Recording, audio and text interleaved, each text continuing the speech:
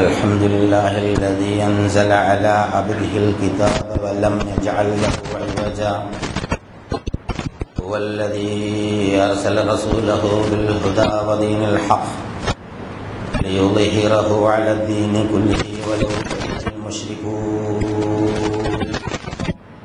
أشهد أن لا إله إلا الله وحده لا شريك له وأشهد أن محمدا عبده ورسوله اللهم صل على محمد وعلى آل محمد كما صليت على إبراهيم وعلى آل إبراهيم اللهم بارك على محمد وعلى آل محمد كما باركت على إبراهيم وعلى آل إبراهيم في العالمين إنك حميد مجيد.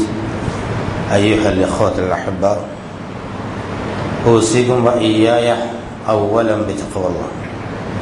أعوذ بالله من الشيطان الرجيم. بسم الله الرحمن الرحيم. فلما قضى موسى الأجل وسار بأهله آنس من جانب الطور نارا قال لأهلهم كثوا إني آنست نارا لعلي آتيكم منها بخبر أو جذوة من نار لعلكم تصطلون. فلما أتاها نودي من شاطئ الوادي الأيمن في البقعة المباركة من الشجرة أن يا موسى إني أنا الله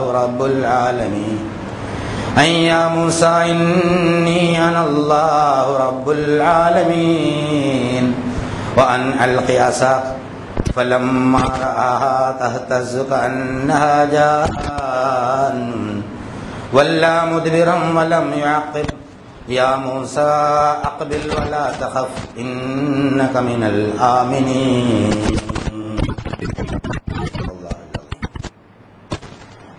ബഹുമാനരായ സഹോദരീ സഹോദരന്മാരെ, അല്ലാഹു സുബ്ഹാനഹു വ തആലയുടെ വിധിവിലക്കുകൾ മാനിച്ചുകൊണ്ട് ജീവിക്കണമെന്ന് എന്നോടെന്ന പോലെ നിങ്ങളോടും ആദ്യമായി ഉണർത്തുകയാണ്, വസിയത്ത് ചെയ്യുകയാണ്.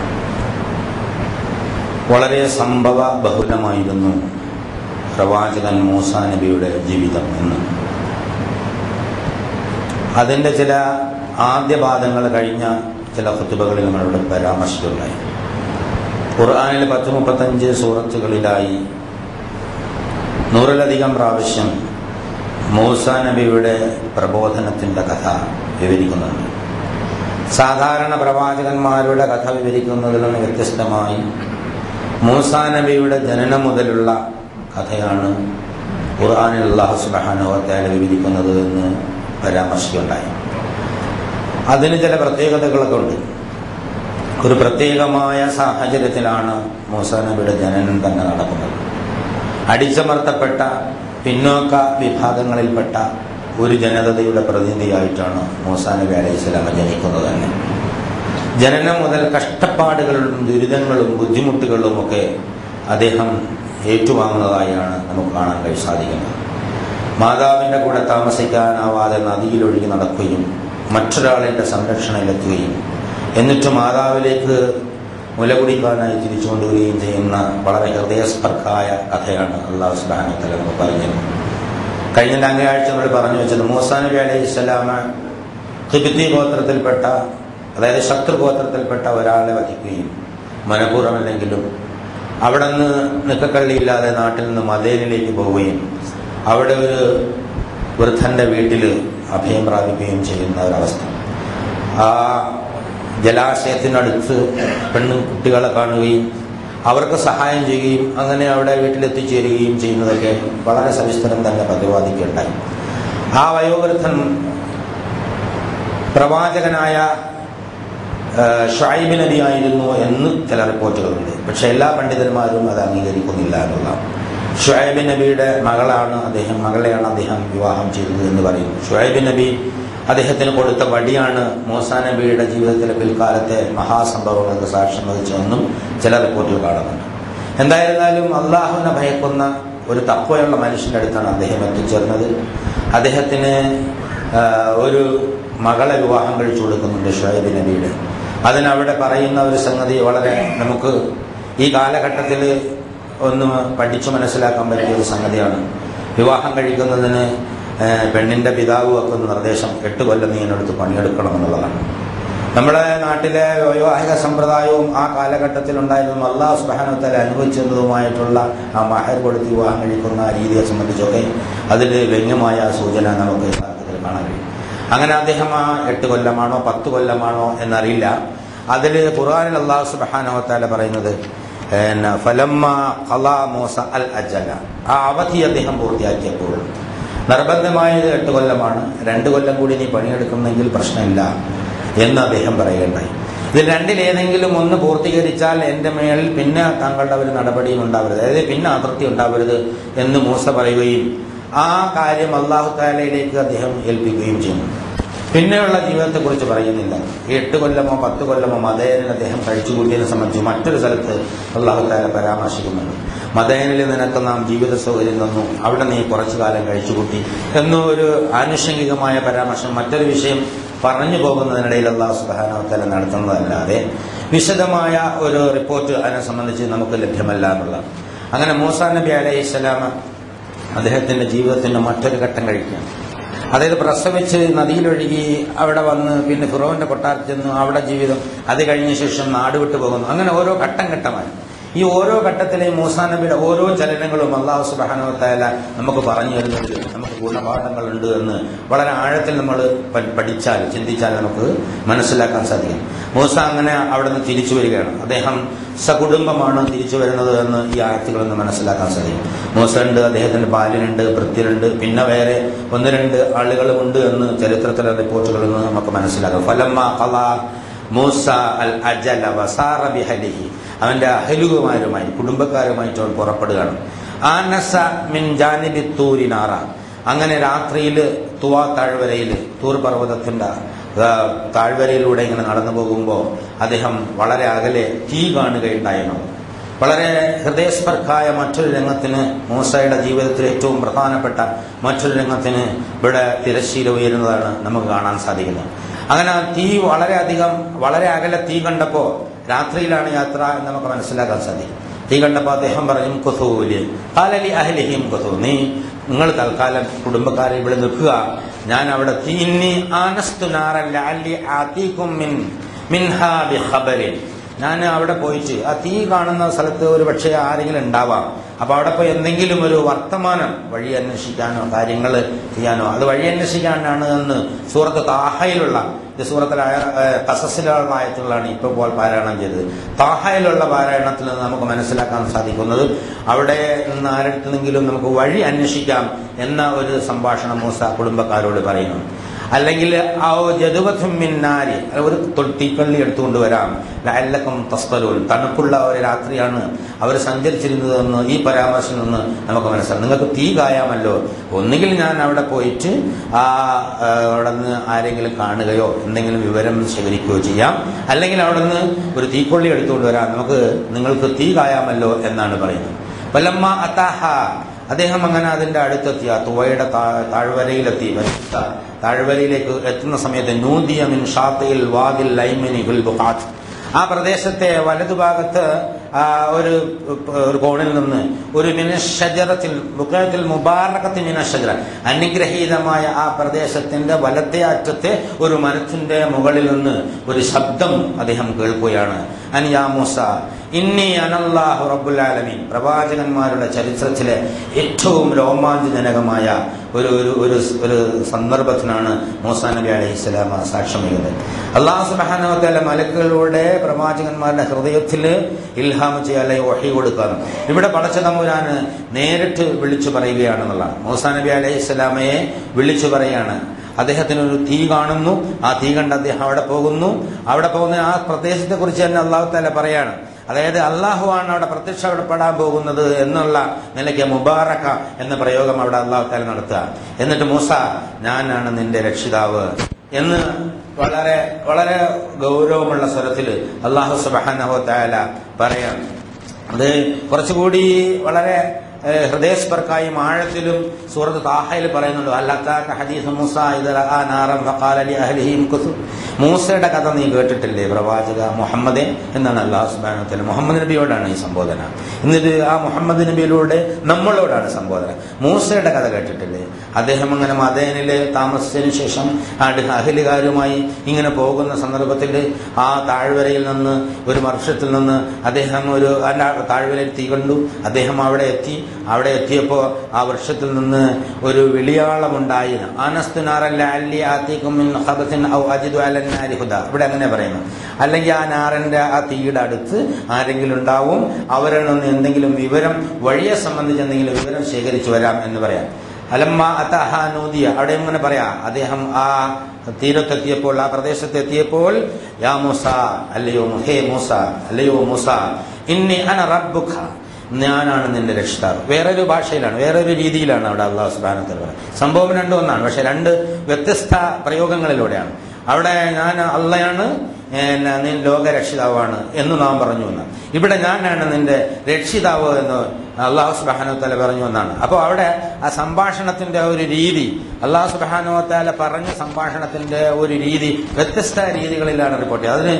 അതിൽ കുഴപ്പമുണ്ടെന്നുള്ള നിലയ്ക്കല്ല, അതായത് അതിന്റെ വിശദാംശങ്ങളിലേക്ക് കടന്നു പോകുമ്പോൾ വളരെ കൃത്യമായി മൂസാ നബി അലൈഹി ഇസ്ലാമിക്ക് അള്ളയാണ് വിളിക്കുന്നതെന്നും അതുപോലെ അള്ളയാണ് രക്ഷിതാവ് എന്നും ബോധനം നൽകുന്ന രീതിയിൽ കാര്യം അല്ലാഹു സുബ്ഹാനഹു വ തആല പറഞ്ഞു കൊടുത്തു എന്നാണ് നമുക്ക് അതിൽ നിന്ന് മനസ്സിലാക്കുന്നത്. ഫഖ്ലനയിലേക്ക് നിന്റെ ഷൂ അല്ലെങ്കിൽ ഖുഫ, അല്ലെങ്കിൽ നഅൽ എന്ന് പറഞ്ഞാൽ ഷൂ എന്ന് പറയാം, ഖുഫ എന്ന് പറയാം, ചെരുപ്പ് എന്ന് പറയാം, അല്ലെങ്കിൽ കാലിൽ കെട്ടുന്ന അതുപോലുള്ള സാധനത്തിന് അന്ന് ഉപയോഗിച്ചിരുന്ന ചെരുപ്പ്, നിന്റെ ചെരുപ്പ് നീ അഴിച്ചു വെക്കുക. അപ്പൊ ഒരു പരിശുദ്ധിയുടെ ഒരു ഒരു ഒരു ഹവഭാവങ്ങൾ അല്ലാഹു സുബ്ഹാനഹു വ തആല നൽകണം. നമ്മൾ അങ്ങനെയാണല്ലോ, പള്ളിയിലേക്ക് വരുമ്പോൾ നമ്മൾ സാധാരണ നിലയില്ല ഒളു എടുക്കുന്നു, അതായത് മൂവും കൈയൊക്കെ കഴുകും, ചെരുപ്പഴിച്ചു വെക്കുന്നു, അവിടെയൊക്കെ കഴുകി വൃത്തിയാക്കുന്നു. അപ്പോൾ സ്വയം ശരീരത്തിലുണ്ടാകുന്ന ഈ പ്രവൃത്തി ഒരു പരിശുദ്ധിയുടെ ഒരു മാറ്റം മനസ്സിനുണ്ടാക്കി തരുന്നതാണ്. പുറത്തു നിൽക്കുമ്പോൾ അല്ല, നമ്മൾ പള്ളിയിൽ തുറന്നു നിൽക്കുമ്പോൾ. ഇവിടെ തുവയുടെ പരിശുദ്ധ താഴ്വരയിലേക്ക് കടക്കാൻ പോവുകയാണ്. ഏറ്റവും പരിശുദ്ധമായ ഒരു ഭൂമിയിലെ ഒരു സ്ഥലത്ത് വെച്ച് അല്ലാഹു സുബ്ഹാനഹു വ തആല അവന്റെ അടിമകളിൽ ഒരാളായ മൂസയോട് നേരിട്ട് സംസാരിക്കുകയാണ് എന്നുള്ളതാണ്. ഒന്നാലോചിച്ചു, ഈ പ്രപഞ്ചത്തിന്റെ മഹാനാഥൻ നേരിട്ട് വരൂല എന്നുള്ളതാണ്. മൂസാ നബി അലൈഹി സ്വലാം പിൽക്കാലത്ത് വളരെ വർഷങ്ങൾക്ക് ശേഷം ഒരു ചോദ്യം ചോദിക്കണ്ടായി. നീ എന്നോട് ഒരുപാട് സംസാരിച്ചിട്ടുണ്ടല്ലോ അല്ലാഹുവേ, നീയും ഞാനും തമ്മിൽ സംസാരിക്കുമ്പോൾ മറയുണ്ടാകാറുണ്ടോ? ഞാനല്ലേ നിന്നോട് ഏറ്റവും അടുത്ത സൃഷ്ടി എന്ന് മൂസാ നബി അലൈഹി സ്വലാം ചോദിച്ചപ്പോ അല്ലാഹു നബി പറഞ്ഞു, മൂസ നീയും ഞാനും സംസാരിക്കുമ്പോൾ പ്രകാശത്തിന്റെ 70,000 മറകൾ അതിന്റെ ഇടയിലുണ്ടായിരുന്നു. പക്ഷേ മുഹമ്മദിന്റെ അനുയായികൾ നോമ്പ് പിടിച്ച് അവസാനിപ്പിക്കുമ്പോൾ അവരും ഞാനും തമ്മിൽ ഒരു മറയും ഉണ്ടാവുകയില്ല എന്ന് പറഞ്ഞ ഒരു വലിയ പ്രസ്താവന നമുക്ക് കാണാൻ സാധിക്കും. അതായത് മൂസ എന്ന മഹാനായ പ്രവാചകനേക്കാൾ അള്ളാഹു ഒരു സ്ഥാനം തന്നിട്ടുള്ളതാണ് മുഹമ്മദ് നബി സല്ലല്ലാഹു അലൈഹി വസല്ലമയുടെ അനുയായികൾക്ക്. അള്ളാഹുവിന്റെ തൃപ്തി അനുസരിച്ച് നോമ്പ് പിടിച്ചാൽ അവസാനിപ്പിക്കുന്ന ആ സെക്കൻഡില് അവരും അള്ളാഹും തമ്മിൽ ഒരു മറയും ഉണ്ടാവാത്ത ഒരു ബന്ധം അള്ളാഹു സുബ്ഹാനഹു വ തആല നൽകുമെന്ന് ഒരു പരാമർശത്തിൽ റസൂലുള്ളാഹി സ്വല്ലല്ലാഹു അലൈഹി വസല്ലം പറഞ്ഞു. അപ്പൊ 70,000 മറകളുടെ പ്രകാശം തന്നെ ഒരു മറയാണ്.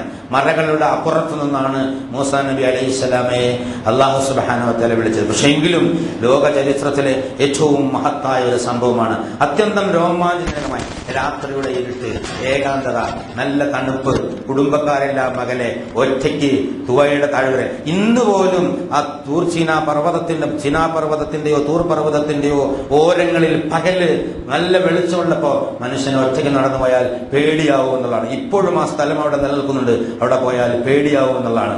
അങ്ങനെയാണ് ഒരു അവസ്ഥ. പക്ഷെ ആ ഒരു അവസ്ഥയില് രാത്രിയില് ഒരു യുവാവ് ഒറ്റയ്ക്ക് തണുപ്പത്ത് ഇങ്ങനെ അങ്ങ് നടന്നു പോവാണ്. അപ്പോ അവിടെ നിന്ന് ഒരു വിളി കേൾക്കും, ഒരു പ്രകാശം കാണുന്നു, ഒരു വിളി കേൾക്കുന്നു. വല്ലാത്തൊരു ഒരു പ്രത്യേകമായ ഒരു സാഹചര്യം ഒരുക്കി വെച്ചിട്ടാണ് അല്ലാഹു സുബ്ഹാനഹു വ തആല പറയാം, ഇന്നക ബിവാദിൽ മുഖദ്ദസി തുവയുടെ പരിശുദ്ധമായ താഴ്വരയിലാണ് നീ, അതുകൊണ്ട് നിന്റെ ചെരുപ്പുകൾ അഴിച്ചു വെച്ച് കടന്നു വരിക. ഞാൻ നിന്നെ തിരഞ്ഞെടുത്തിരിക്കുന്നു, പ്രവാചകനായി നിയോഗിച്ചിരിക്കുന്നു. ഞാൻ നിനക്ക് ബോധനം നൽകുന്ന കാര്യങ്ങൾ നീ ശ്രദ്ധിച്ചു കേൾക്കണം. ആദ്യം പറഞ്ഞത് എടുത്തു പറയാം, ഞാനാണ് അല്ലാഹു, ലാ ഇലാഹ ഇല്ലാ അന, ഞാനല്ലാതെ വേറൊരു രക്ഷിതാവും നിനക്കില്ല, ഇല്ല അന ഫഅബ്ദുനി, അതുകൊണ്ട് എന്നെ നീ ആരാധിക്കണം. ആ ആരാധനയുടെ സമൂർദ്ധമായ ആദ്യത്തെ സംഗതി ഉടനെ തന്നെ വഅഖിമിസ്സലാത്ത ലിദിക്രി, നമസ്കാരം എന്റെ സ്മരണ നിലനിർത്താൻ വേണ്ടി. അപ്പൊ ആരാധന സ്മരണയാണെന്നും ആ സ്മരണ നമസ്കാരമാണെന്നും ആരാധനയിൽ ഏറ്റവും പ്രധാനപ്പെട്ട നമസ്കാരമാണെന്നും ഒക്കെ പഠിപ്പിക്കുകയാണ് ഇവിടെ. അത് മുഹമ്മദ് നബി സല്ലല്ലാഹു അലൈഹി വസല്ലമയ്ക്ക് മാത്രമല്ല, ആദം നബി മുതലുള്ള എല്ലാ പ്രവാചകന്മാർക്കും വിവിധ കോലങ്ങളിൽ രീതിയിൽ നമസ്കാരം വളരെ പ്രധാനപ്പെട്ടതായിരുന്നു. നമസ്കാരം ദൈവസ്മരണയുടെ ഏറ്റവും സമൂർദ്ധമായ ഒരു സംഗതിയാണ്. അത് ആരാധനയുടെ ഏറ്റവും ഉത്തമമായ ഒരു സംഗതിയാണ്. മനുഷ്യന് പ്രശ്നങ്ങൾ വരുമ്പോ, പ്രയാസങ്ങൾ വരുമ്പോ, വേദന വരുമ്പോ, ദുഃഖം വരുമ്പോ, കടം വരുമ്പോ, സങ്കടം വരുമ്പോ ഒക്കെ രക്ഷ കേട്ടാൻ അള്ളാഹുമായുള്ള മുലാഖാത്തിന് പ്രാർത്ഥന അത് നമസ്കാരമാണ് എന്ന് റസൂലുള്ളാഹി സ്വല്ലല്ലാഹു അലൈഹി വസല്ലം പഠിപ്പിച്ചിട്ടുണ്ട്. ഖുർആൻ നമ്മളെ പഠിപ്പിച്ചിട്ടുണ്ട്. വസ്തഈനു ബിസ്സബ്രി വസ്സലാത്ത്, നിങ്ങൾ എപ്പോഴും ക്ഷമ കൊണ്ടും, അതായത് നിങ്ങൾ ആദർശത്തിൽ ഉറച്ചു നിന്നുകൊണ്ടും നമസ്കരിച്ചുകൊണ്ടും സഹായം തേടിക്കൊള്ളുക എന്ന് അല്ലാഹു സുബ്ഹാനഹു വ തആല പറഞ്ഞിട്ടുണ്ട്. മൂസാ നബി പിന്നീട് ഒരുപാട് പീഡനങ്ങൾ അനുഭവിക്കേണ്ടി വരുന്ന സ്വന്തം ജനതയോട് നിങ്ങൾ നമസ്കാരം കൊണ്ടും ക്ഷമ കൊണ്ടും സഹായം തേടാൻ ഉപദേശിക്കുന്നുണ്ട്. റസൂലുള്ളാഹി സ്വല്ലല്ലാഹു അലൈഹി വസല്ലമയെ അത് തന്നെയാണ് ഉപദേശിച്ചത്. പ്രബോധന പ്രവർത്തനത്തിന്റെ വീഥിയിൽ എതിരാളികൾ ഒരുപാട് ദ്രോഹം ചെയ്തപ്പോ, വേദനയും പ്രയാസവും വന്നപ്പോ അദ്ദേഹം പലപ്പോഴും പറഞ്ഞിട്ടുണ്ട്, ബിലാലെ വാങ്കൊടുക്കൂ, ഒന്ന് തണുപ്പിക്കൂ, വല്ലാണ്ട് ചൂടാകുന്നുണ്ട്, ഒന്ന് തണുപ്പിക്കൂ എന്ന് പറഞ്ഞതായിട്ട് ഹദീസുകളിൽ നിന്ന് മനസ്സിലാക്കാൻ സാധിക്കും. ആർക്കെങ്കിലും മാനസികമായ പ്രയാസം ഉണ്ടായാൽ, അല്ലെങ്കിൽ പ്രശ്നങ്ങൾക്ക് പരിഹാരം കാണാതെ ഒരുപാട് പ്രശ്നങ്ങൾ നമ്മുടെ മുന്നിൽ വന്നു, നല്ലത് 3 എണ്ണം കാണുന്നുണ്ട്. നല്ലതും ചീത്തയാണെന്ന് തോന്നണമെങ്കിൽ നമുക്ക് നല്ലതെടുക്കാം, പക്ഷേ നല്ലത് ഒന്നിലധികം കാണുന്നുണ്ട്. പലപ്പോഴും നമ്മൾ അങ്ങനെയാണ് വിഷമിക്കുക. നല്ലത് ഒന്നിലധികം ഉണ്ടാകുമ്പോൾ ഏതാണ് ഏറ്റവും നല്ലത് എന്ന് തിരഞ്ഞെടുക്കാനുള്ള വിഷമമാണ്. കാരണം പിന്നീട് പലപ്പോഴും അന്ന് അത് തിരഞ്ഞെടുത്തിരുന്നെങ്കിൽ നന്നാകുമായിരുന്നു എന്ന് പറയേണ്ട ഒരു സാഹചര്യം ഉണ്ടായിപ്പോകും. അതുകൊണ്ട് അത് വരാതിരിക്കാൻ നല്ലത് തന്നെ തിരഞ്ഞെടുക്കണമെന്ന് മനുഷ്യ മനസ്സ് എപ്പോഴും വെമ്പൽ കൊള്ളാറുണ്ട്. അപ്പൊ അത് തിരഞ്ഞെടുക്കാനുള്ള സഹായം ലഭ്യമാക്കാൻ നമ്മൾ നമസ്കാരത്തിലേക്ക് പോയിക്കൊള്ളൂ എന്ന് റസൂലുള്ളാഹി സ്വല്ലല്ലാഹു അലൈഹി വസല്ലം പറഞ്ഞു.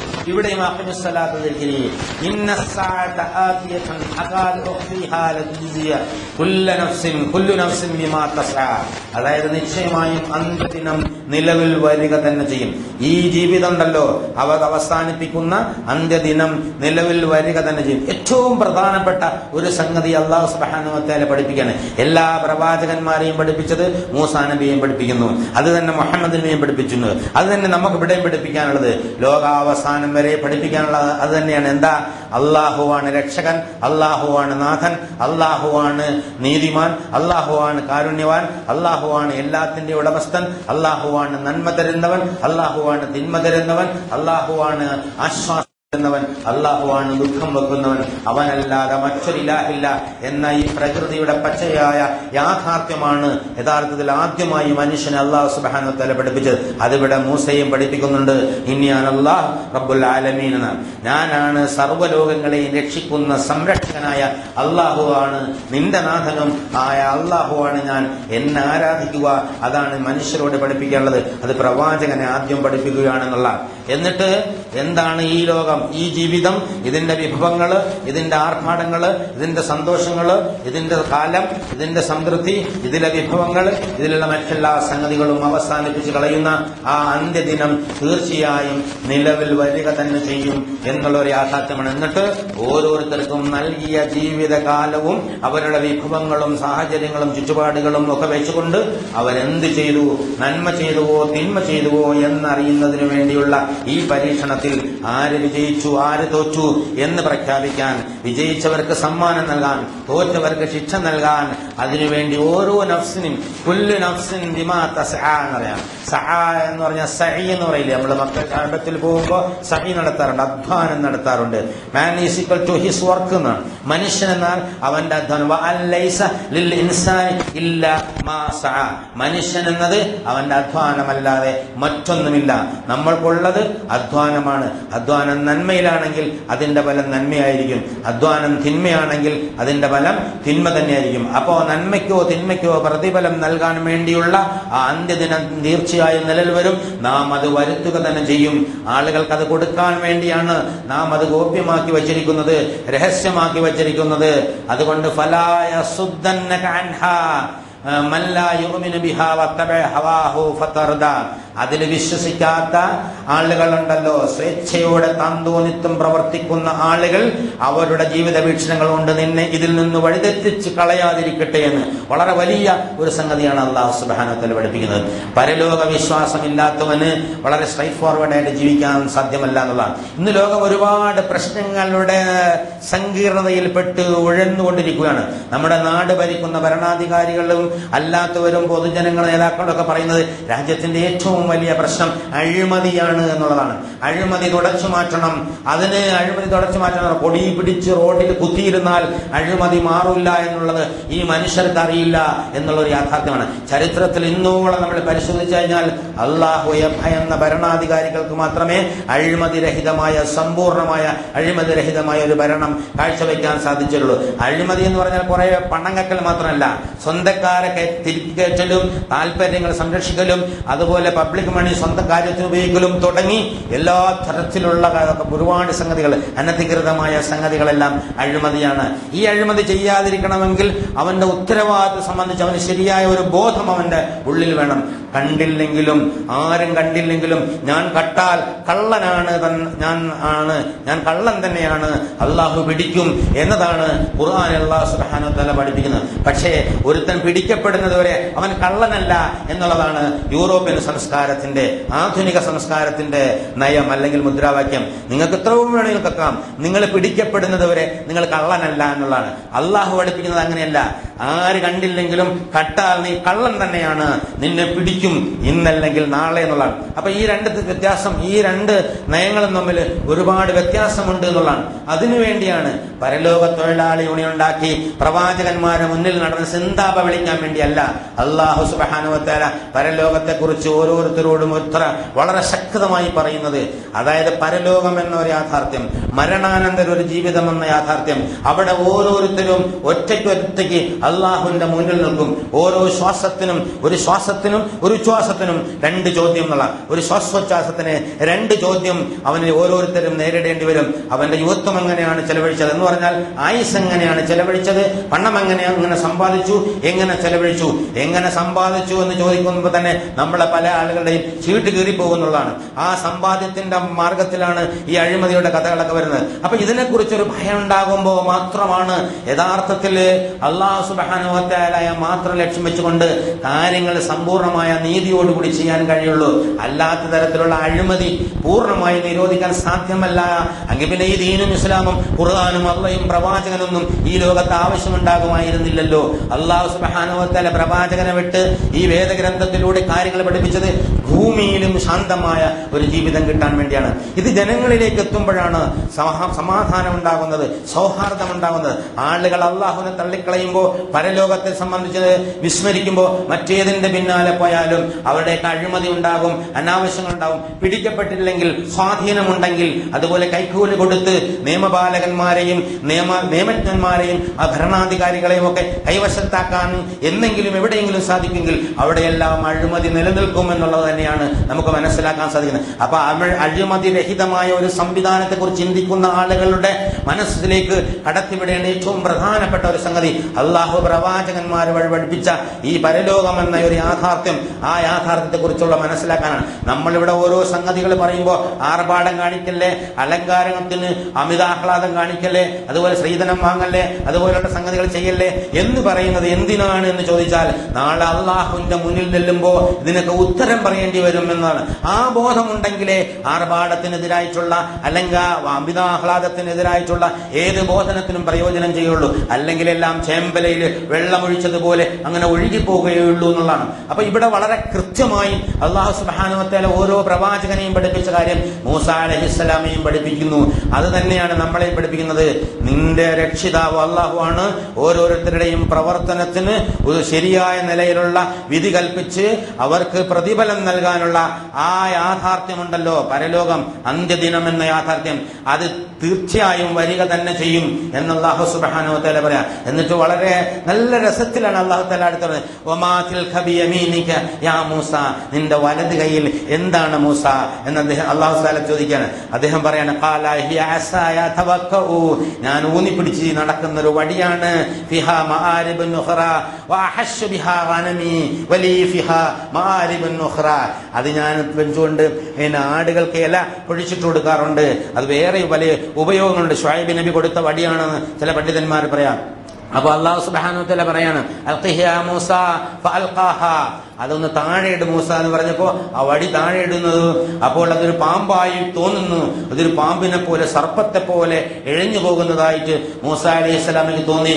മൂസ അലൈഹിസ്സലാം വല്ലാ മുദ്ബിറം വലയു അഖിബ് എന്നാണ് അല്ലാഹു പറയുന്നത്. അവനൊരു ഓട്ടാണ്ട് ഓടി, തിരിഞ്ഞു നോക്കിയേ ഇല്ല എന്നാണ്. പിന്തിരിഞ്ഞോടി, തിരിഞ്ഞു നോക്കാതെ പിന്തിരിഞ്ഞോടി മൂസ.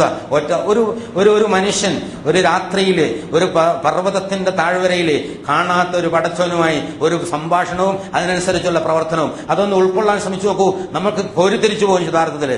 ഇങ്ങനെ വന്ന് സംസാരിക്കണു, ഞാൻ അല്ലാണെന്ന് പറയുന്നു, പരലോകത്തെ കുറിച്ച് പറയുന്നു, എന്നിട്ട് ഉടനെ തന്നെ തെളിവ് കൊടുക്കുകയാണ്. ഇതാ തെളിവ്, എന്താ നിന്റെ വടി വലം കൈയിൽ എന്താ മൂസ? അത് വടിയാണ്, അത് ഞാൻ ഊന്നി പിടിച്ച് നടക്കും. ചിലപ്പോ ആടിന് ഞാൻ ഇല അടിച്ചിട്ട് കൊടുക്കും, അതുപോലെ വേറെ ഉപയോഗങ്ങളൊക്കെ കൊണ്ട്. എന്നാൽ അതൊന്ന് താഴെയിട്ട് ഇട്ടപ്പോൾ അത് പാമ്പായിട്ട് ഇഴയുന്നതായിട്ട് അവന് തോന്നി. എന്നാ പാമ്പെന്നല്ല അല്ല പറഞ്ഞ, പാമ്പായിട്ട് ഇഴയുന്നതായിട്ട് അവന് തോന്നിയപ്പോ ഒരൊറ്റ ഓട്ടോട്ട് വെച്ചു കൊടുത്തു. അപ്പൊ നാം പറഞ്ഞു, ഓടണ്ട മൂസ, ഇന്നക മിനൽ ആമിനീൻ, നീ സുരക്ഷിതന്മാരിൽ പെട്ടവനാണ്, വന്നുള്ളൂ, അത് പിടിച്ചോളൂ, എന്നിട്ട് ഞാന് അത് പൂർവ്വസ്ഥിതിയിലേക്ക് ആക്കി തരാം. അത് പിടിച്ചപ്പോ അത് വടിയാകുകയും ചെയ്ത്. പിന്നെ മൂസയുടെ അല്ലാഹു തആല പറയുന്നു, നിന്റെ കൈ വലതുവശ പാർശ്വത്തിലേക്ക് കുപ്പായക്കാരിലേക്ക് ഇങ്ങനെ വെക്കുക.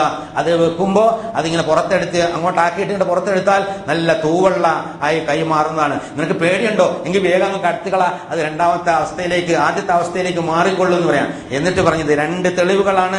അവിടെ ഒരു രാജാവുണ്ട്, മിസ്രയീമിലെ രാജാവ്, BC 13-ാം നൂറ്റാണ്ടിൽ ജീവിച്ചിരുന്ന ഏകാധിപതിയായ ധിക്കാരിയായ അഹങ്കാരിയായ രാജാവ്.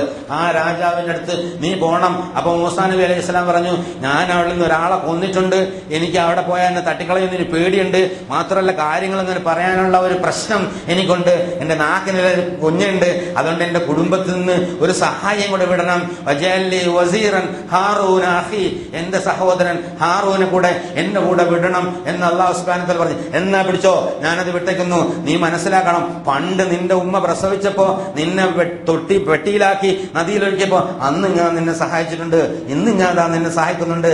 അവിടെ ഞാൻ മദീനയിൽ നീ കുറച്ചു കാലം നിലനിർത്തി, നിന്നെ ഞാൻ സഹായിച്ചിട്ടുണ്ട്. ഈ സഹായങ്ങളൊക്കെ നിനക്ക് തരുന്നത് എനിക്ക് വേണ്ടി ജീവിക്കാൻ വേണ്ടിയാണ്, എനിക്ക് വേണ്ടിയാണ്. വസ്തൻ താഴ്ത്തുകയാ മൂസ, മൂസ എനിക്ക് വേണ്ടിയാണ് നിങ്ങളെ പഠിച്ചത്. അല്ലാഹു സുബ്ഹാനഹു വ തആല ഭൂമിയിലേക്ക് ഒരു മനുഷ്യന്റെ കോലത്തിൽ ഇറങ്ങി വന്ന് കളിക്കണ അതേ രീതിയിലാണ് സംഗതി ഉണ്ടാവുന്നത്.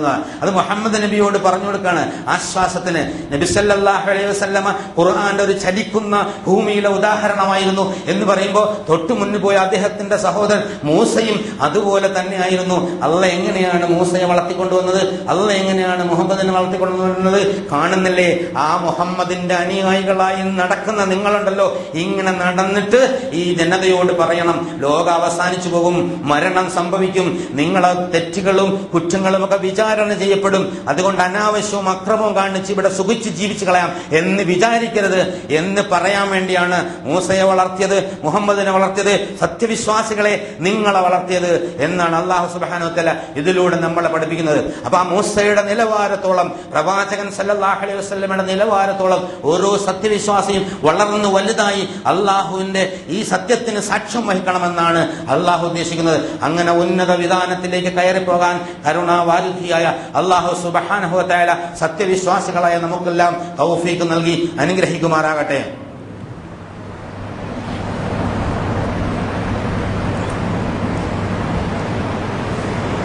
അൽഹംദുലില്ലാഹി ഹംദൻ കസീറൻ തയ്യിബൻ മുബാറകൻ യൻബഗി ബിജലാലി വജ്ഹിഹി വഅദീമി സുൽത്താനിഹി സുബ്ഹാനക ലാ നസീദനാ കമാ ഹസനതനാ ലകൽ ഹംദു ഹത്താ തർളാ. اللهم صل على محمد وعلى آل محمد كما صليت على إبراهيم وعلى آل إبراهيم في العالمين إنك حميد مجيد. أيها الإخوة الأحباء أوصيكم وإياي ثانيا بتقوى الله. ഒരിക്കൽ കൂടി അല്ലാഹു സുബ്ഹാനഹു വ തആലയുടെ വിധിയിൽ പ്രമാണിച്ചുകൊണ്ട് ജീവിക്കണമെന്ന് എന്നോടെന്ന പോലെ നിങ്ങളോട് നടത്തുകയാണ്, വസിയത്ത് ചെയ്യുകയാണ്. മൂസാ നബിയുടെ ജീവിതത്തിലെ സങ്കീർണമായ പ്രശ്നങ്ങളുടെ തുടക്കം ഇനിയാണ് ആരംഭിക്കാൻ പോകുന്നത്. അള്ളയെ കുറിച്ച് പറഞ്ഞു, പരലോകത്തെ കുറിച്ച് പറഞ്ഞു. എന്നിട്ട് അതിന് ഉത്തമമായ 2 തെളിവുകൾ, അത്ഭുതകരമായ 2 തെളിവുകൾ. ആ തെളിവുകളുമായി അന്നത്തെ ഏറ്റവും വലിയ ഏകാധിപതിയായ രാജാവിൻ്റെ മുന്നിലും അദ്ദേഹത്തിൻ്റെ പ്രജകളുടെ മുന്നിലും ഒക്കെ പോവുകയാണ്. ഈ കാര്യം ഇൻഷാ അല്ലാഹ് അടുത്ത ഖുതുബയിൽ വിശദീകരിക്കുന്നതാണ്. ഇതിങ്ങനെ വിശദമായി നമ്മൾ പഠിക്കുമ്പോൾ സമകാലിക സമൂഹത്തിൽ, പ്രത്യേകിച്ച് മുസ്ലിങ്ങൾ ന്യൂനപക്ഷമായ രാജ്യങ്ങളിൽ ഏതെല്ലാം തരത്തിൽ എങ്ങനെയെല്ലാമാണ് ദീനിൻ്റെ പ്രവർത്തനം നടത്തുന്നതിനെ സംബന്ധിച്ച ഒരു നല്ല ചിത്രം മൂസാ നബിയുടെ ജീവിതകഥയിൽ നമുക്ക് കിട്ടുന്നതാണ്. ഇവിടെ ഖുതുബയിൽ പറയുന്ന ഒരു വളരെ കുറഞ്ഞ സമയം കൊണ്ടുള്ള കാര്യങ്ങളുണ്ട്, നിങ്ങൾക്ക് പൂർണ്ണമായി മനസ്സിലാക്കാൻ സാധ്യമാവില്ല. മൂസാ നബിയുടെ കഥ പറയുന്ന ഒരുപാട് ആഴ്ചകൾ, അതിൻ്റെ ട്രാൻസ്ലേഷനും വ്യാഖ്യാനങ്ങളും വിവിധ തരം വ്യാഖ്യാനങ്ങളും ഒക്കെ ഇന്ന് ലഭ്യമാണ്. അതുകൊണ്ട് അത് പഠിക്കണം എന്നുള്ളത്, ഒരു സത്യവിശ്വാസി എന്നുള്ള നിലയ്ക്ക് അത് പഠിക്കണം. ഓരോരുത്തരും അതിന് മെനപ്പെടണം. നമുക്കതിൽ ഒരുപാട് ആശ്വാസത്തിൻ്റെ വഴികളുണ്ട്. നമ്മളിവിടെ ജീവിക്കുന്നുണ്ട്, ഒരുപാട് പ്രശ്നങ്ങൾ നമ്മൾ നേരിടുന്നുണ്ട്, പലപ്പോഴും അസംതൃപ്തിയും ബേജാറും വേദനയൊക്കെ ഉണ്ടാറുണ്ട്. നമ്മളെ മൂസാ നബിയെ മുന്നിൽ നിർത്തിയിട്ട് നമ്മളതിൻ്റെ പിന്നിലൊന്ന് നിന്ന് നടന്നു നോക്കുക. അപ്പോൾ നമുക്ക് വളരെ വലിയ ആശ്വാസം നമുക്ക് അനുഭവപ്പെടുന്നതാണ്. അങ്ങനെ പ്രയാസങ്ങളുടെ നടുവിലൂടെ, തീച്ചൂളയിലൂടെ, മുൾമുനകളിലൂടെ നടന്നു നീങ്ങിയ ഒരു മഹാപ്രവാചകനായിരുന്നു മൂസാ അലൈഹിസ്സലാം എന്ന് നമുക്ക് കാണാൻ സാധിക്കും. ഈ കഥകളൊക്കെ പറഞ്ഞു കൊടുക്കുന്നതും പ്രത്യേകിച്ച് നബി സല്ലല്ലാഹു അലൈഹി വസല്ലം മക്കയിൽ പ്രയാസങ്ങൾ അഭിമുഖീകരിക്കുന്ന സന്ദർഭത്തിലാണ് എന്നുള്ളതാണ്. നബി സല്ലല്ലാഹു അലൈഹി വസല്ലമയ്ക്ക് ജീവിതത്തിൽ പ്രയാസം വന്നപ്പോൾ, മുഹമ്മദേ നീ ബേജാറാവേണ്ടതുണ്ട്, നിന്റെ സഹോദരനുണ്ടല്ലോ മൂസ. അതുപോലെ ഒരുപാട് കഥകൾ കഴിഞ്ഞ പല ആഴ്ചകളിലും പറയുകയുണ്ടായി. ഇവിടെ പ്രധാനപ്പെട്ട സംഗതി, ഏറ്റവും കൂടുതൽ പറയുന്നത് മൂസാ നബിയുടെ കഥയാണ്. മുഹമ്മദ് നബി സല്ലല്ലാഹു അലൈഹി വസല്ലമയ്ക്ക് ആശ്വാസം നൽകിയ കഥയാണ്. അത് നമുക്കും തീർച്ചയായിട്ടും ഇന്നത്തെ പ്രായോഗിക ദൈനംദിന ജീവിത പ്രശ്നങ്ങളിൽ ആ പാരായണം ആശ്വാസം നൽകും. അത് പുണ്യത്തിന്റെ പാരായണം മാത്രമല്ല ഞാൻ ഉദ്ദേശിക്കുന്നത്. അത് വായിക്കുമ്പോൾ അതിൻ്റെ ഉള്ളിലേക്ക് നമ്മുടെ മനസ്സിറങ്ങിച്ചെല്ലുകയും ആഴങ്ങളിൽ ചെല്ലുകയും പ്രശ്നങ്ങളെ മൂസ എങ്ങനെ സമീപിച്ചു എന്ന് നമുക്ക് മനസ്സിലാവുകയും നമ്മുടെ പ്രശ്നങ്ങളെ എങ്ങനെ നമുക്ക് സമീപിക്കാം എന്ന് നമുക്ക് അല്ലാഹു സുബ്ഹാനഹു വ തആല തിരിച്ചു തരികയും ചെയ്യുന്നതാണ്. ആ വഴി തിരിച്ചു തരുമെന്നുള്ളതാണ്. അപ്പൊ അതിനുവേണ്ടിയുള്ള ഒരു ഒരു ശരിയായ ഒരു ശ്രമം, ഒരു ഗൗരവമുള്ള ഒരു ശ്രമം നമ്മുടെ ഭാഗത്തുണ്ടാവണം. അതിന് അല്ലാഹു സുബ്ഹാനഹു വ തആല നമുക്ക് തൗഫീഖ് നൽകുമാറാകട്ടെ. മധ്യവേനൽ അവധിയാണ്. ഏതാണ്ട് അതിൻ്റെ ഒരു മാസത്തിലെ അധികം ദിവസങ്ങളും കഴിഞ്ഞുപോയി. ഇനിയും ഒരു മാസവും, ചിലർക്കൊക്കെ ഒരു മാസത്തിലധികവും ഉണ്ടാവും. വീടുകളിലെല്ലാം കുട്ടികളുണ്ട്. പല രക്ഷകർത്താക്കൾ പോരാണ്. ഈ കൗൺസിലിങ്ങുമായി ബന്ധപ്പെട്ട് കൊണ്ട് പല രക്ഷകർത്താക്കൾ പോരാണ്. ഈ സമയത്ത് കുട്ടികളെ എങ്ങനെ കൈകാര്യം ചെയ്യണമെന്ന് അറിയാതെ ഭയങ്കര പ്രശ്നമാണ്. ഇന്റർനെറ്റിലും അതുപോലെ തന്നെ ഫേസ്ബുക്കിലും ഓർക്കൂട്ടിലും അതുപോലെ സോഷ്യൽ നെറ്റ്വർക്കിലും കയറി സമയം കളഞ്ഞിട്ട് ഒരുപാട് ആളുകൾ അങ്ങനെ പോകും. പിന്നെ ആൺകുട്ടികളാണെങ്കിൽ ഓരോ തരത്തിൽ എവിടെ റോഡിൽ നോക്കി കഴിഞ്ഞാലും ഒരു 3 തടിയും ഒരു കഷ്ണം അതിന് വടിയുമായിട്ട് അതിൻ്റെ ബാറ്റും ഒരു പന്തും പോണവനൊക്കെ എറിഞ്ഞു തള്ളിയിടുന്ന പരിപാടി. അല്ല, കളിക്കണ്ടെന്നൊന്നും പറയുന്നില്ല, പക്ഷെ സമയം മുഴുവൻ കളിച്ച് കളയാം. രക്ഷകർത്താക്കളെ പ്രത്യേകിച്ചൊന്ന് ശ്രദ്ധിക്കേണ്ടതാണ്. ഈ സന്ദർഭത്തിൽ ഒരു 1-2 മാസം അവരെ മനസ്സ് കംപ്ലീറ്റ് മാറിപ്പോയി കഴിഞ്ഞാൽ വലിയ ബുദ്ധിമുട്ടാണ്. പല സ്ഥലത്തും വിവിധ മുസ്ലിം സംഘടനകൾ പല സ്ഥലത്തും ക്യാമ്പുകൾ നടത്തുന്നുണ്ട്. എത്ര സംഘടനകൾ എത്ര ക്യാമ്പ് നടത്തിയാലും അപര്യാപ്തമാണ്. കാരണം അത്രയുമാണ്, 1-2 ആഴ്ചയ്ക്ക് നടത്താൻ പറ്റുള്ളൂ എന്നുള്ളതാണ്. അതൊന്നും ഇപ്പോൾ ചിലവുള്ള സംഗതികളാണ്. അപ്പോൾ രക്ഷകർത്താക്കൾ പ്രത്യേകം ആണിൻ്റെയും പെണ്ണിൻ്റെയും കാര്യത്തിൽ പ്രത്യേകം ശ്രദ്ധിക്കണം. പ്രത്യേകിച്ച് ചെറിയ കുട്ടികളുടെ കാര്യത്തിൽ ശ്രദ്ധിച്ചില്ലെങ്കിൽ. ഇപ്പം എൻ്റെ ഒരു സുഹൃത്തുണ്ട്, ഈ ഓർത്തോ സ്പെഷ്യലിസ്റ്റാണ്. മൂപ്പര് മാർച്ച് അവസാനം മുതൽ തുടങ്ങിയാൽ, മാർച്ച് ഏറ്റവും അടുത്ത ദിവസം തുടങ്ങിയാൽ ജൂൺ വരെ ഉണ്ട്. അതായത് എല്ലൊടിഞ്ഞും കൈയൊടിഞ്ഞും കാലൊടിഞ്ഞും ഒക്കെ ഓർത്തോക്കാർക്ക് നല്ല കോളാവുന്ന ഒരു പ്രത്യേക കാലഘട്ടമാണ് എന്നുള്ളതാണ് ഈ വേനലവധി. എന്ന് പറഞ്ഞാൽ എല്ലാവിധ വിക്നസും കാണിച്ച് കൈയും കാലും ഒക്കെ ഒടിച്ചിട്ട് ഹോസ്പിറ്റലിൽ, നിങ്ങൾ ഹോസ്പിറ്റലിൽ നിന്ന് ഒരു ചെറിയ സെൻസസ് എടുത്ത് നോക്കി, മിക്കവാറും ഹോസ്പിറ്റലിലൊക്കെ കൈപൊട്ടിയും കാലുപൊട്ടിയും ഒക്കെ ഉണ്ടാവുന്നതാണ്. വേണ്ടാന്നല്ല, അതൊക്കെ വേണം, കയ്യും പൊട്ടും കാലും പൊട്ടും, അതിനാണ് ഡോക്ടറും മരുന്നും കാര്യങ്ങളും. പക്ഷേ കുട്ടികളെ ഈ സമയം വല്ലാണ്ട് കളിച്ച് നശിപ്പിക്കുന്നതിന് നമ്മളൊന്ന് ശ്രദ്ധിക്കണം എന്നുള്ളതാണ്. ചില കാര്യങ്ങളൊക്കെ കുറച്ച് അനുഭവിച്ചു കൊടുക്കണം. കളിയും കാര്യങ്ങളൊക്കെ വേണം, കളി വേണം, പക്ഷെ അതിൽ തന്നെ ആയി നമസ്കാരത്തിന് ശ്രദ്ധിക്കാതെ പല കുട്ടികളും അടുത്ത് ബാങ്ക് വിളിച്ച് ഇഖാമത്തിനടുത്ത് അവിടെ ജമാഅത്ത് നടക്കുമ്പോൾ നമസ്കാരം നിർബന്ധമായ കുട്ടികൾ അവിടെ നിന്ന് ഒച്ച ഉറക്കത്തിൽ ബഹളം ഉണ്ടാക്കി കാറ്റടിച്ച് കഴിയുന്നത് നമ്മുടെ പ്രദേശത്ത് പലർക്കും കാണാൻ കഴിയും. രക്ഷകർത്താക്കൾ ശ്രദ്ധിക്കണം, അത് നിങ്ങളുടെ ഉത്തരവാദിത്വത്തിൽപ്പെട്ടതാണെന്നുള്ളതാണ്. ഈ വെക്കേഷൻ കാലത്ത് ഏതെങ്കിലും കുറച്ച് ഖുർആന്റെ കുറച്ച് ഭാഗം പഠിക്കാനോ, കുറച്ച് സുന്നത്ത് നിസ്കാരം കൊടുക്കാനോ, അല്ലെങ്കിൽ തഹജ്ജുദ് ശീലിപ്പിക്കാനോ, അതുപോലെയുള്ള വേറെ ഏതെങ്കിലും 1-2 നോമ്പൊക്കെ പിടിക്കാനോ, ഇതിനൊക്കെ ഉള്ള സൗകര്യങ്ങൾ പല ചെറിയ പെൺകുട്ടികളൊക്കെ പലപ്പോഴും നോമ്പ് പിടിച്ചിട്ട് അവസാനം നോമ്പിന്റെ അങ്ങേറ്റം കൊണ്ടുവച്ചിട്ട് അടുത്ത നോമ്പിന്റെ ആകും ധൃതി പിടിക്കുന്ന സംഭവങ്ങളൊക്കെ പലപ്പോഴും ശ്രദ്ധിക്കപ്പെട്ടിട്ടുണ്ട്. അപ്പൊ ഈ സന്ദർഭം അതൊക്കെ ഉപയോഗപ്പെടുത്തിയാണ്. നോമ്പിന് നോമ്പ് പിടിക്കാൻ പറ്റില്ല, 5-6-7 നോമ്പൊക്കെ പോയിട്ടുണ്ടാവും. അതൊക്കെ അങ്ങേയറ്റം വെക്കാതെ ഈ വെക്കേഷൻ ആകുമ്പോൾ നമുക്ക് പിടിച്ച് ഒരു ഭക്തി ഉള്ളിലേക്ക് വരുന്ന തരത്തിലുള്ള ഒരു സാഹചര്യം ഒരുക്കി കൊടുക്കൽ രക്ഷകർത്താക്കളുടെ വാജിബായ നിർബന്ധമായ ഒരു സംഗതിയാണ് എന്ന് ഞാൻ ഈ സന്ദർഭത്തിൽ അനുഷ്ഠിതമായി ഉണർത്തുകയാണ്. ഓരോരുത്തരും അവരവരുടെ മക്കൾ, നമ്മളാണ് നമ്മളെ മക്കൾ എന്നുള്ളതാണ്. നമ്മൾ എന്താണ് അതാണ് നമ്മളെ മക്കൾ എന്നുള്ളത്. നമ്മൾ വളരെ നല്ല നിലയിൽ തപ്പോയോട് പള്ളിയിൽ പോയി കാര്യങ്ങളൊക്കെ ചെയ്ത്, പക്ഷെ മക്കൾ പ്രവർത്തനം മോശമാക്കി കഴിഞ്ഞാൽ അതിന്റെ ഉത്തരവാദിത്വം നമ്മൾ ഏറ്റെടുക്കേണ്ടി വരുന്നതാണ്. നമ്മുടെ അമലുകൾ പൊളിഞ്ഞു എന്നുള്ളതാണ്. കുട്ടികൾ പ്രത്യേകിച്ച് പ്രായമായി അവരുടെ കാര്യം അവർ നോക്കി അവർ വേർതിരിയുന്നതുവരെ ആ ഉത്തരവാദിത്തം രക്ഷകർത്താക്കൾക്കാണ്. കുട്ടികളോട് ഭയങ്കര സ്നേഹം ഉണ്ടാവും, നല്ല വസ്ത്രം വാങ്ങി കൊടുക്കണം, അതുപോലെ തന്നെ നല്ല ഭക്ഷണം കൊടുക്കണം, നല്ല കിടക്ക വാങ്ങി കൊടുക്കണം, നല്ല ഉമ്മ കൊടുക്കണം, അതൊക്കെ ശരി തന്നെയാണ്. പക്ഷെ അതിനോടൊപ്പം തന്നെ നമ്മൾ എന്തിനാണ് വന്നത്, എങ്ങോട്ടാണ് പോകുന്നത്, അല്ലാഹു സുബ്ഹാനഹു വ തആല എന്ന യാഥാർത്ഥ്യം, പരലോകം എന്ന യാഥാർത്ഥ്യം ഓരോരുത്തരുടെ പ്രവർത്തനത്തിനും അവരവർ ഉത്തരവാദികളാണ് എന്ന് എത്ര ചെറുപ്പത്തിലേ കുട്ടികളെ പഠിപ്പിക്കാൻ കഴിയും അത്രയും എളുപ്പം നമ്മൾ രക്ഷപ്പെട്ടു എന്നുള്ളതാണ്. അവനവന്റെ പ്രവർത്തിക്ക് അവനവൻ ഉത്തരവാദിയാവുമെന്ന് ഒരു രക്ഷകർത്താവ് കുട്ടിയെ പഠിപ്പിച്ചാൽ ആ കുട്ടി പ്രയോജനകരമാവുന്നതാണ്. കുട്ടിയുടെ എല്ലാത്തരം തോന്നിയാസങ്ങൾക്കും വഴങ്ങിക്കൊണ്ട് നിർബന്ധിതനായിക്കൊണ്ട് സ്നേഹം കാണിക്കുക അങ്ങനെയല്ല എന്നുള്ളതാണ്. ഇഷ്ടമില്ലാതെ നമുക്കിഷ്ടമില്ലാതെ അവരുടെ താല്പര്യത്തിന് ഹറാമായ സംഗതികൾക്ക് പോലും വഴങ്ങി കൊടുക്കുന്ന രക്ഷകർത്താക്കളെ കാണാൻ കഴിയും. പിന്നെ അതൊരു വലിയ തലവേദനയാവും. അങ്ങനെയൊന്നും സംഭവിക്കാതിരിക്കാൻ ഈ കാര്യത്തിൽ ഗൗരവപൂർവമായ ഒരു ശ്രദ്ധ ഉണ്ടാവണമെന്ന് ഈ സന്ദർഭത്തിന്റെ ആവശ്യം എന്നുള്ള നിലക്ക് നിങ്ങൾ ഉണർത്തുകയാണ്. അതുപോലെ വെക്കേഷൻ സമയമാണ്, കല്യാണങ്ങൾ ഇഷ്ടം പോലെ, വിവാഹങ്ങൾ നേരം വെളുത്താൽ ഇരുട്ടോളം സൽക്കാരങ്ങൾ. ഇങ്ങനെ ആവശ്യമില്ലാത്ത സൽക്കാരങ്ങളിലൊന്നും പോയി പങ്കെടുത്ത് സമയം കളഞ്ഞ് അതിന് അവിടെ വരണ മലക്കൾ ഇവനും ഇവിടെ എത്തിയിരിക്കും എഴുതി വെച്ച് നാളെ പരലോകത്ത് വരുമ്പോ അതിന്റെ റെക്കോർഡും വരൂട്ടോ. അപ്പൊ അതുകൊണ്ട് ആവശ്യമില്ലാതെ സദ്യ ഒരുക്കുകയും വേണ്ട. അങ്ങനെ ഒരുക്കി വിളിച്ചാൽ അല്ല സഹോദര ഇതിനിപ്പോ എനിക്ക് വരാൻ പറ്റൂല എന്ന് പറഞ്ഞിട്ട് ചില നല്ല ചാപ്പാട്ടി രാമന്മാരൊക്കെ ഇയാൾക്ക് പണിയില്ല എന്നൊക്കെ തോന്നും. പക്ഷെ തോന്നിയാലും പറയാതിരിക്കാൻ നിവൃത്തിയില്ല.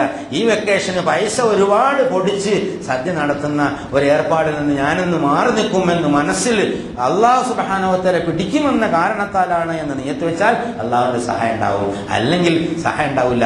ചിന്തയും ശ്രദ്ധയും ഒക്കെ സ്വർഗത്തിലേക്കും പരലോകത്തിലേക്കും തിരിയുക, അവിടെയാണ് വിജയത്തിന്റെ വഴി. ആ വഴി കണ്ടുപോകാനാണ് പ്രവാചകൻ നമ്മെ നയിച്ചത്.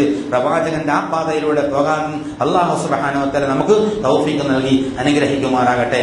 ഇന്നല്ലാഹ മലായികതുഹു യുസല്ലൂന അലൻ നബി യാ അയ്യുഹല്ലദീന ആമനൂ സല്ലൂ അലൈഹി വസല്ലിമു തസ്ലീമാ. അല്ലാഹുമ്മ സല്ലി അലാ മുഹമ്മദിൻ വഅലാ ആലി മുഹമ്മദ് കമാ സല്ലൈത അലാ ഇബ്രാഹീം വഅലാ ആലി ഇബ്രാഹീം ഫിൽ ആലമീൻ ഇന്നക ഹമീദും മജീദ്. അല്ലാഹുമ്മ അർളനാ അബൂബക്കർ വഉമർ വഉസ്മാൻ വഅലിയും ബഖിയത്തി അസ്ഹാബി റസൂലില്ലാഹി അജ്മഈൻ. കാരുണ്യവാനായ തമ്പുരാനെ, ഞങ്ങളുടെ എല്ലാ വൻപാപങ്ങളും ചെറുപാപങ്ങളും നീ പുറത്തു മാപ്പാക്കി തരണേ തമ്പുരാനെ. ഞങ്ങളുടെ മാതാപിതാക്കന്മാർക്കും ഉസ്താദന്മാർക്കും ബന്ധുമിത്രാക്കൾക്കും സഹോദരങ്ങൾക്കും കുടുംബക്കാർക്കും നാട്ടാർക്കും അതുപോലെ മുസ്താദന്മാർക്കും മുൻകാല സത്യവിശ്വാസികൾ പുറത്തു മാപ്പാക്കി തരണേ തമ്പുരാനെ. ഞങ്ങളിൽ നിന്ന് മുന്നേ നിന്നിലെത്തിയ ആളുകളുടെ എല്ലാവരുടെയും ആത്മാക്കൾ നീ ശാന്തി സമാധാനം നൽകി അനുഗ്രഹിക്കണേ തമ്പുരാനെ. ജീവിച്ചിരിക്കുന്ന ഞങ്ങൾക്ക് ഹിദായത്തും തഖ്വയും ഇസ്തിഖാമത്തും നൽകി അനുഗ്രഹിക്കണേ തമ്പുരാനെ. ഞങ്ങളിലുള്ള രോഗികളുടെ രോഗങ്ങളെല്ലാം ശിഫാക്കി തരണേ തമ്പുരാനെ. രോഗികളെ പരിചരിക്കാനുള്ള ആളുകൾക്ക് അതിനുള്ള ആരോഗ്യവും മനസ്സും നീ നൽകി അനുഗ്രഹിക്കണേ തമ്പുരാനെ. അകാലങ്ങളിലുള്ള ആളുകൾക്ക് പടച്ചുകൊണ്ടിന് ആശ്വാസവും സമാധാനവും തരുമെന്ന് തമ്പുരാനെ. അവർക്ക് തഖ്വയും ഹിദായത്തും ഇസ്തിഖാമത്തുള്ള നൽകി അനുഗ്രഹിക്കണേ തമ്പുരാനെ.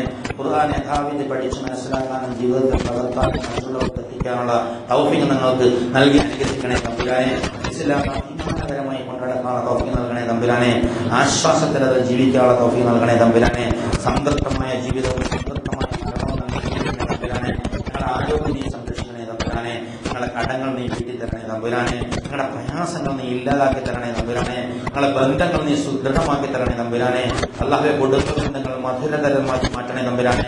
തഖ്വയുള്ള കുടുംബ ബന്ധങ്ങൾ നൽകി അനുഗ്രഹിക്കണേ തമ്പുരാനെ. ശാന്തമായ മരണം തരണേ തമ്പുരാനെ. ആശ്വാസകരമായ മരണം തരണേ തമ്പുരാനെ. പ്രവിശാലമായ ഖബറുള്ള ജീവിതം നൽകണേ തമ്പുരാനെ. മഹ്ശറയിൽ നീ ഞങ്ങളെ സഹായിക്കണേ തമ്പുരാനെ.